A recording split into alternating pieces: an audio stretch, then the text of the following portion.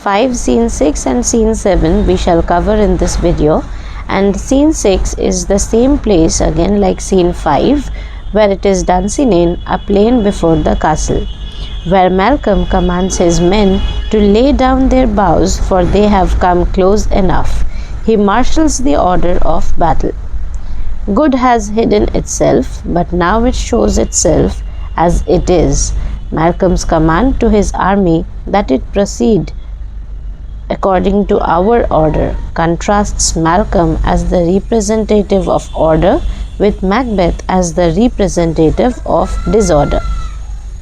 Malcolm divides the forces into two sections. One section is led by old Siward and his son, and the other by himself and Macduff. Trumpets sound and the attack begins. These last scenes in Act 5 alternate between Macbeth's camp and Malcolm's camp. They are brief scenes to show quick action which prepare the audience to the end of the play. Here the soldiers will now proceed with a branch of a tree from Birnam Wood. Malcolm tells his side that they are near the enemy camp. Now they should throw away the green boughs that they have been carrying till now. It will show the enemy the identity and numbers of Malcolm's forces. Siward is asked to lead the first battalion of the army. Macduff and Malcolm would lead the second. Siward is an experienced soldier. He says that soon they would crush the enemy. Macduff orders that the trumpets be blown to declare the battle. The sound of the trumpets should be the forerunners of destruction and death of the enemy. Malcolm is in command of the combined forces. He assumes saying "we" for the first time in the play. With confidence, he orders the soldiers to discard their camouflage. He feels that it is high time that the forces discard all guises and confront boldly Macbeth and his army. Till now the good has been hidden, camouflaged. Now it is being exposed. Malcolm's command to his army is to proceed according to our order. It shows that Malcolm represents order, Macbeth represents disorder. There lies the success for Malcolm. The scene enacted on the stage has visual appeal, where the trumpets increase the excitement as the first sounds of conflict. So the explanation line by line begins. Malcolm, now near enough, your levy screens throw down, and show like those you are. You were the uncle, shall with my cousin, your right noble son, lead our first battle. So here Malcolm now says that they have come very near to the castle, and they should throw away their leafy screens, the boughs or the branches of the Birnam Wood, and should reveal their actual number. And then to Siward he says, you were the uncle, shall with my cousin, your truly noble son, lead the first battalion of our army. So they are going to lead the first battalion, and worthy Macduff and we shall take upon us what else remains to do according to our order. And then he says that worthy Macduff and myself shall take the responsibility of what remains to be done according to our plan. And order again representing order and justice in contrast to disorder. Siward, fare you well. Do we but find the tyrant's power tonight? Let us be beaten if we cannot fight. So they bid farewell to each other, and Siward says that if we do meet the tyrant's army, Macbeth's army, by tonight let us be beaten, let us be defeated if we cannot fight well. It should end with our lives if we are unable to achieve victory over Macbeth. So determined are they. Now Macduff, make all our trumpets speak, give them all breath, those clamorous harbingers of blood and death. Now harbingers means messengers, and therefore he says that let all the trumpets be sounded, blow with all your breath, those noisy heralds of bloodshed and death. So let us signal the sign of bloodshed and death. It will now commence. Scene 7. The scene takes place in another part of the plain. Macbeth is convinced that Birnam Wood has moved to Dunsinane. He feels that he can neither flee nor stay in the castle anymore. He commands all his men to arm themselves and put up a brave fight against the enemy. The English army is marching with drums and flags. The only hope for Macbeth is the last prophecy of the witches that none born of women can do him any harm. Macbeth is surrounded from all sides by the allied forces. He compares himself to a bear which is tied to a stake. The bear is helpless and must put up a fight against the attacking hounds. He is still confident that nobody can defeat him, because there is nobody who is not born of a woman. Young Siward appears and challenges Macbeth to a fight, to a duel. After a brief exchange of blows, young Siward is killed. Macduff keeps looking for Macbeth. He rushes towards those spots on the battlefield where there is much noise and tumult to seek out Macbeth. Macduff decides not to fight against the poor Irish foot soldiers hired by Macbeth, but to focus on attacking only Macbeth. Macduff strongly feels that he must encounter Macbeth, and if he fails to achieve his purpose of killing him, he has no desire to use his sword again against anybody else. Macduff makes a frantic search to find Macbeth. In the meantime, the castle of Dunsinane has been surrendered by Macbeth's forces to Malcolm already, and the Scottish thanes are fighting in support of Malcolm, deserting Macbeth. The battle is in full progress. We see that Macbeth seems to know that he must die. His death is very imminent, and he puts up a brave front by fighting with desperation of a wounded animal and comparing himself to a bear attacked by the dogs. In the Elizabethan famous sport, he says that he is like a bear. So it is a very important metaphor which should be properly explained. In Elizabethan times, a favorite diversion was the sport of bear baiting. The bear was tied to a pole and the dogs, the hounds, were let loose on the bear. After so many deceptions by the powers of evil, Macbeth clings to the last prophecy that he cannot be killed, cannot be vanquished by any man born of woman. His slaying of young Siward encourages him to continue fighting. Macbeth is isolated as his castle surrenders and his soldiers desert him, his thanes desert him. Macbeth comes face to face with Siward's young son. Macbeth expects him to shiver with fear at the words, "My name is Macbeth." But the young opponent is not frightened at all. He identifies Macbeth not as an awesome warrior, but as the center of evil. Macbeth believes in the promise of the second apparition. Now that the third apparition has betrayed him, he becomes diffident. But after he killed Siward's son, his renewed confidence appears, which he expresses in the words, "Thou wast born of woman."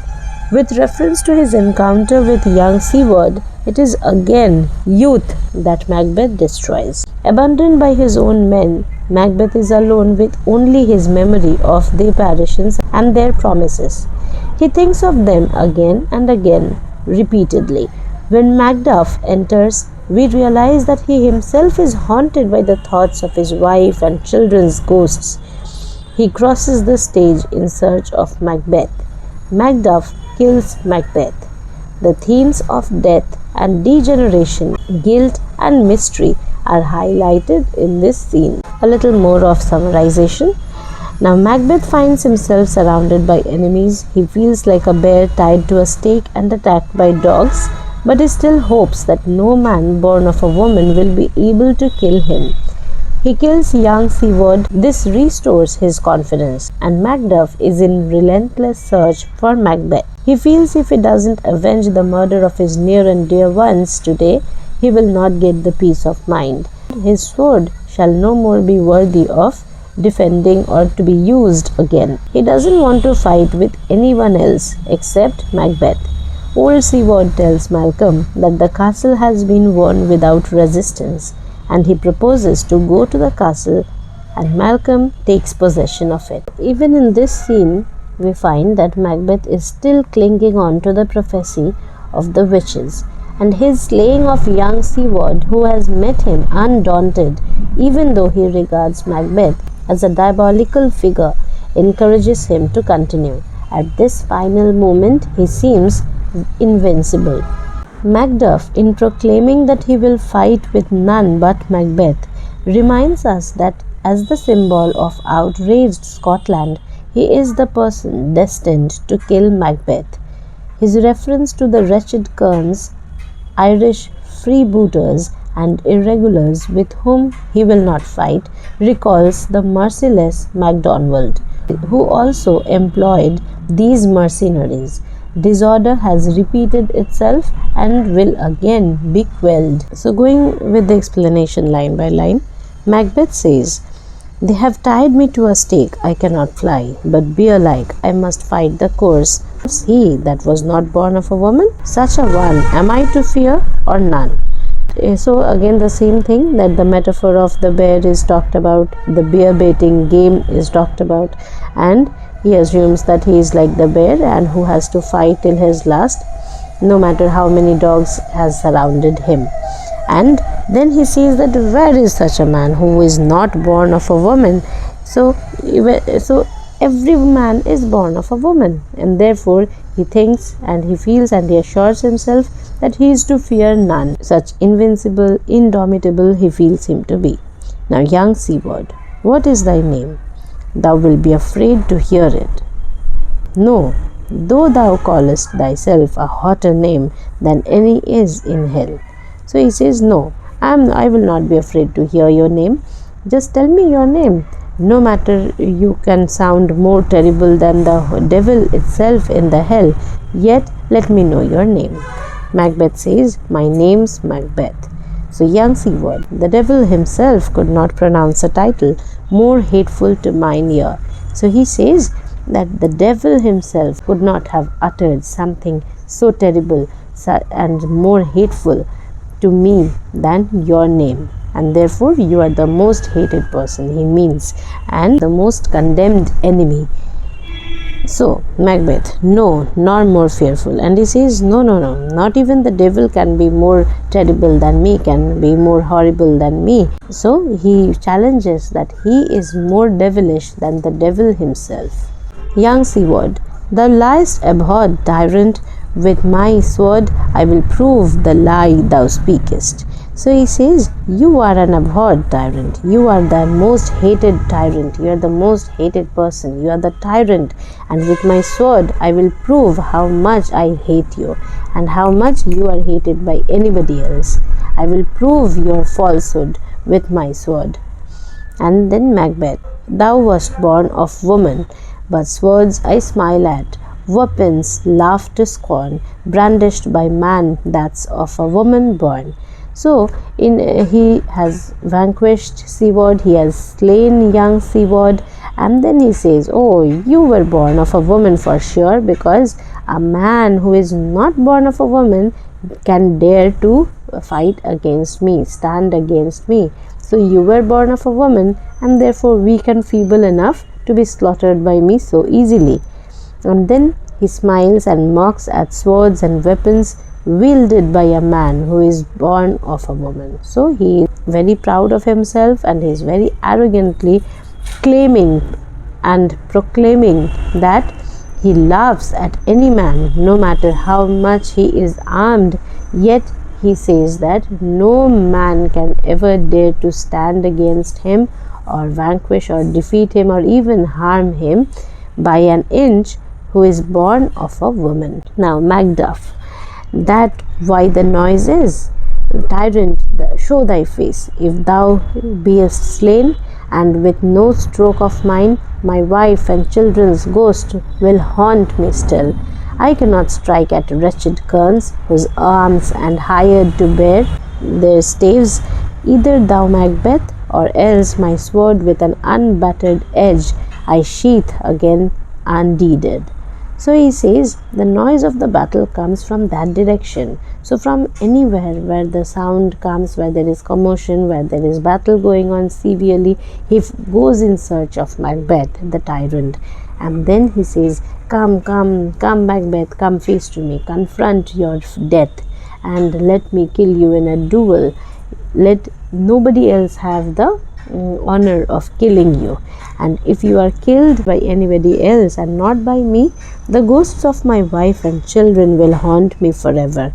So I cannot let that happen, and I cannot attack anybody else, any wretched Irish mercenary soldiers who have been hired by you to carry the spears and fight mechanically. Either I fight you today or I keep my sword in the sheath, or keep my sword sheathed, that is in its scabbard, without using it, that is the cover. Judging by the great noise which indicates one of the greatest battles, I should find you there.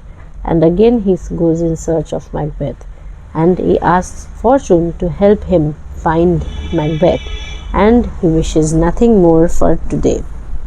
So he says, by this great clatter, one of the greatest note seems bruited. Let me find him, fortune, and more I beg not. So he just begs to the gods, to fortune, that just he needs Macbeth, he wants Macbeth and nothing else, nobody else. Seaward. This way, my lord, the castles gently rendered, the tyrant's people on both sides to fight. The noble thanes do bravely in the war. The day almost itself professes yours, and little is to do. So Seaward comes and says, come, come Malcolm, come this way. And the castle has been surrendered already without any struggle, without any obstruction or contradiction, opposition. The tyrant's people are fighting on his side as well as ours, because some have already deceived him and have come onto our side. The noble thanes are fighting bravely in the war. The day has already almost declared itself to be yours. That means to be ours, to be yours, because it is he is supposed to be the next king. That's why. And little now remains to do, and we need to do very little. It's already half won battle, or it is more of a battle which is already won. Now, Malcolm, we have met with foes that strike beside its. So we have met with enemies who fight by our side now. So enemies becoming friends, that's a good sign. Seaward. Enter, sir, the castle. So he says respectfully, honorably, that please, sir, enter the castle of Macbeth. So that's already a great sign of victory.